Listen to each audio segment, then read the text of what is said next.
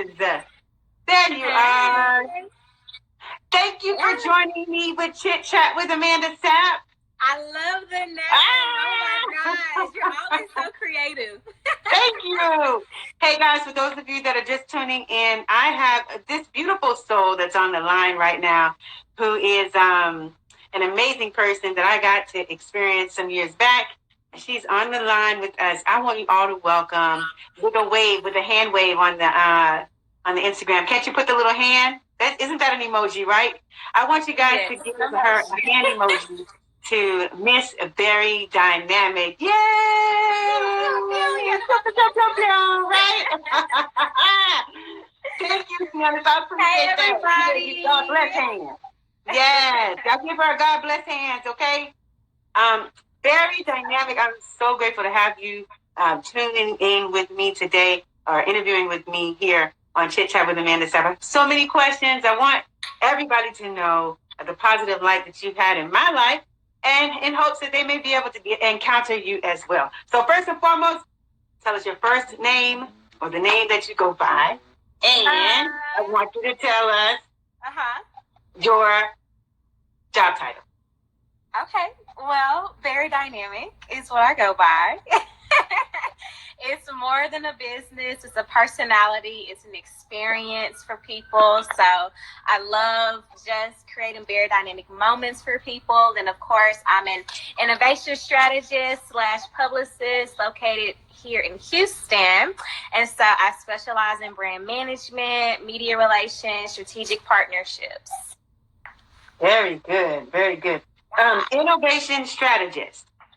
Yes. This is for businesses and individuals, or elaborate on that a little bit. So it's for everyone. So anyone that's looking to, just evolve in their company or in their vision, they're in entertainment. I mean, it just doesn't even matter. Honestly, I'm here to help create different concepts to make you, help you be successful and execute a very well planned out plan. So pretty much we go through the 9 essentials of a perfect brand strategy, and based off of that strategy, whether you choose to work with me or not, you always walk away with some knowledge.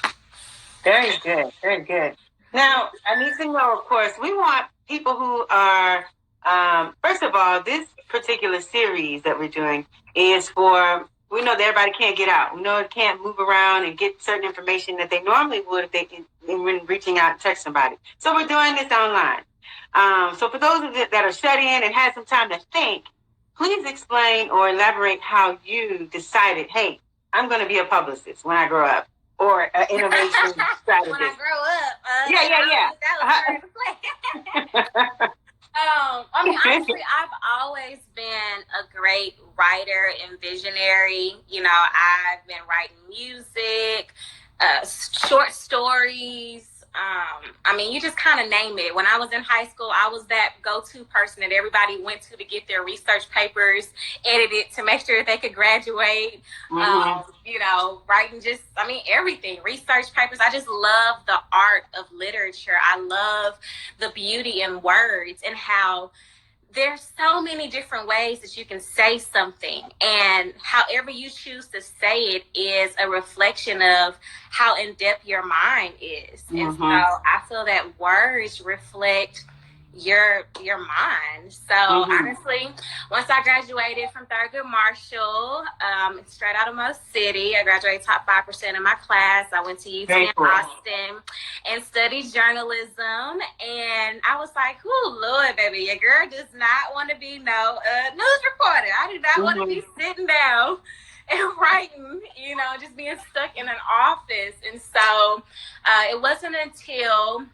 I transferred to the University of Houston here in Clear Lake that I was able to get a more broad experience within communications, period. So I was able to take, the information that I learned from journalism and then implement that into, learning about PR, learning about global communications, interracial communication, interpersonal communication, just all these different variations of speaking. And that's when I was like, okay, PR. I can make some money off of this. Yeah, I was like, PR is how is what curates the content. So, you know. So it wasn't, you weren't thinking about the money. You were thinking about the seriously interested in cultivating something, making something look good.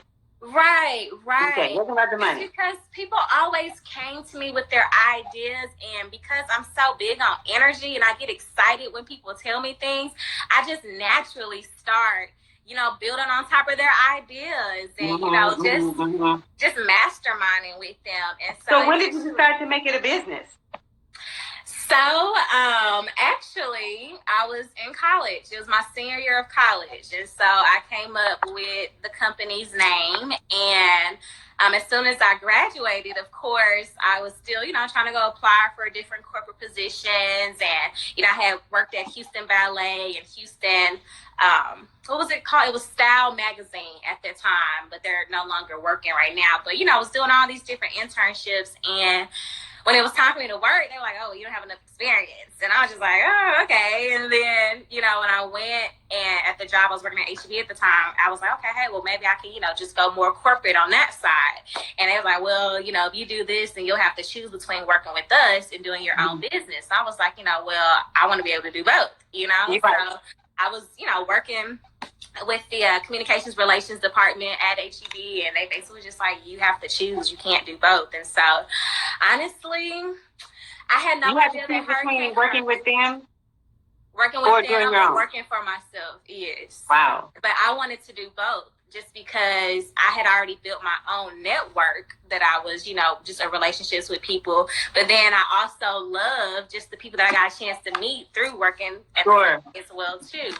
And so, long story short, they had a kids event, and I had curated this whole kids event and the games and the beauty section and all these different things. And once I was done, I took a deep breath and I was like, okay, it's just time for me to walk away. And I literally went in after they was congratulating me and giving me all these accolades. I said, thank y'all so much. So you mind if I take a leave of absence?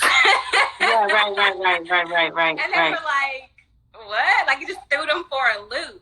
And how important was that decision for you, deciding to go on your own? A lot of people see publicists and people who are out there in the you know, creating these environments, and they think it's all glamour, glitz, and all this kind of stuff. Once you decide to make that decision to go on your own business full time, how important was that decision for you and moving forward and what you're doing now? And have you ever thought about going back to work for a corporation? So to answer the first part, it was very tough, just because, you know, when you go to your family and you ask for advice, they were just like, oh, I can see you working here for the rest of your life or this and that. And I'm just like, oh, no, I don't want to be doing that though. But, you know, you trust your family's judgment and you want to make them proud. So I just felt like I was tugging between myself and the what if this doesn't work, and I got all these bills, how I'm going to pay for this stuff. And I just walked away, and little did I know Hurricane Harvey was going to hit, you know, a few days later. So it literally put my faith to the test, because now I was out of a job and now I couldn't work because, you know, Hurricane Harvey had hit. Nobody could move around. And so it just really put my hustle to the game. And Okay. It sounds like you became resilient when necessary. Right. First, I want to make sure we give a shout out to my cousin up on here, King Creole. He done gave us some hard eyes. I know he ain't giving it to me. So please, be very dynamic. If you can tell my cousin hello and all this good stuff, he is awesome and a huge supporter of Amanda. So that's Creole King, Creole_King_. Awesome. So yeah, it was definitely interesting because. Are there any regrets? No, from deciding that you were going to do this full time and walk away from that job. Well, honestly, once I was actually making money. That's actually how I started reaching out and figuring out who was all in the same field as me, and that's how I connected with you. And you were just so, oh yeah, girl, whatever you need. We gonna link up. I was like, all right, cool. I got a friend. So, shortly after that, I had booked the client for the Texas Black Women's Expo at the NRC. Okay, good. Wait, before you go there, I need you to tell us give us 2 accolades that you are most proud of. Most proud of. I know you got a lot, but I need you to just give me 2. Oh gosh. It would have to say definitely my degree for one. Okay. And not for the reason as to why people may think. It will be my degree, and then it'll be my congressional award. Okay. Very good. Congratulations on that. Thank you. Yeah, my degree would be one of my biggest accolades because little do people know I had actually dropped out of school. And I was just like, I don't tell people, but I had dropped out. Exclusive, y'all. Exclusive. Those of you that's doing the high eyes, please let it be known. Let it be known that this girl decided to go back. Yeah, I dropped out just because I was like, man, I was making money. I was doing modeling gigs and ambassador jobs. I was just always a hustler, and this is when I was living in Austin. So I was just like, and of course I tugged with the whole idea of how, the education system is set up to put us in debt versus help us be free. And so I kind of struggled between my conscious mentality and being in the spiritual realm of how I operate versus, the system. And so that's really why I dropped out. I didn't drop out because it was hard or I was partying or all those different things. Like I really was battling with God, like this just not right, And so shout out to Theo, who's definitely tuned in with the book and the emoji. So getting my degree was one of my greatest accolades just because I am the oldest of 7 girls, and I'm the first one. Yeah, my mom has 6 and my dad has 1. So 5. I'm the 6th one. So nobody had went to college in my family. I was the first one to go to college within my family. Congratulations. And, I just felt like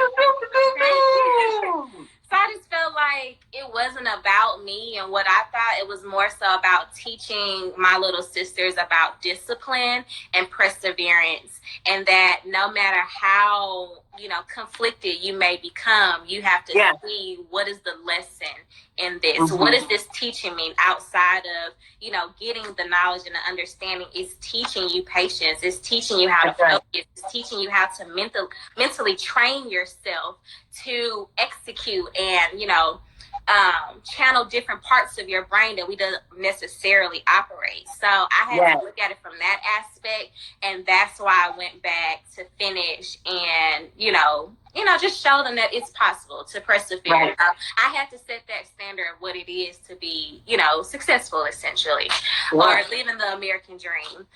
So, and then my congressional award is my other best 2 accolades, because it was the first time that I was putting together an event with no budget.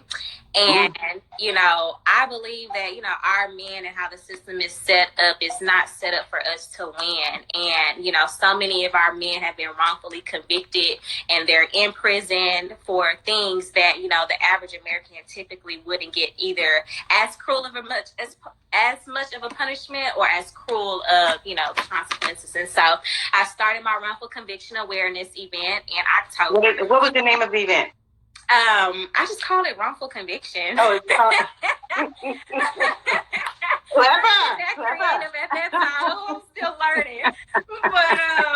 But it was during Prison Reform Awareness Week. Sure. And I was literally, I don't watch TV. And again, Hurricane Harvey, trying to figure out how to make money, just because nobody was trying to take no risk. Everybody, just as we're in this coronavirus crisis, people trying to hold on to everything. And I wanted to talk about that if we can. Congratulations on the Congressional Award. And big up to you on being the first person in your family to have a degree. So congratulations to you on that. Now, you said something earlier about people being in fear and not having as many options as they had before when Hurricane Harvey hit. How are you changing the way you're doing your business when we don't seem to see any other options on how to make some money? So what are you doing differently than what you did before since we are now in this pandemic and in certain ways we're cut off from a lot of things. Mm-hmm. How has this hustle mentality kicked in for you?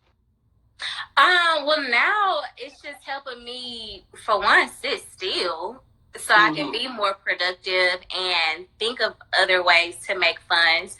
And really just, I told myself that I wanted to go more into teaching, you know, more so teaching people how to build their brands versus like, okay, we got to do this, we got to do that, you know, and ripping and running, all these different areas. So since this has all taken place, I've taken time to actually build out my strategy, you know, put my analysis to the test, you know, host several, you know, consultations to see how people, you know, will respond to it. And now that the quarantine is taking place and all we can do is do virtual meetings and virtual interviews, now it's just like, that's all I sit here and do. I just sit here and I just talk to people and they send me over their plans and I give them the outline of, okay, this is the stage that you're at. These are the areas that you're strong in. Now let's strengthen these areas. And yeah, I've just been selling EPKs and consultations. Very good. Very good. To help people get ahead and spend time building their brand so that way when things do start getting back active and events, now you're ready versus at the last minute trying to figure everything out. And I got to come in and play Superwoman and save everything, you know? So, I actually have enjoyed this time just sit here and help people.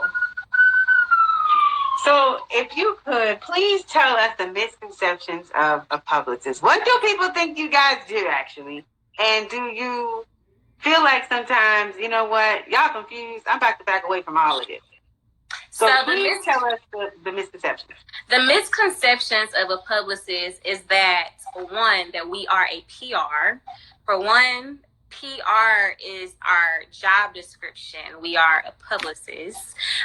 For two, people think that we're event coordinators, and we're not. And three, people think that we're marketers, and we're not. What publicists actually do is create story angles through public relations so that when it's time to distribute to these media outlets, we're able to target their audience and target relevant events that are taking place in society and brand the individual or tell their story in the aspect that they're the expert in this field. So we create the image, we coordinate the story and how people view you. As it relates to event coordinations, we're not event coordinators, but we help you curate event concepts. So say for instance, if, you know, let's see, what's one of my clients? One of my clients, they wanted to do, you know, their fashion show.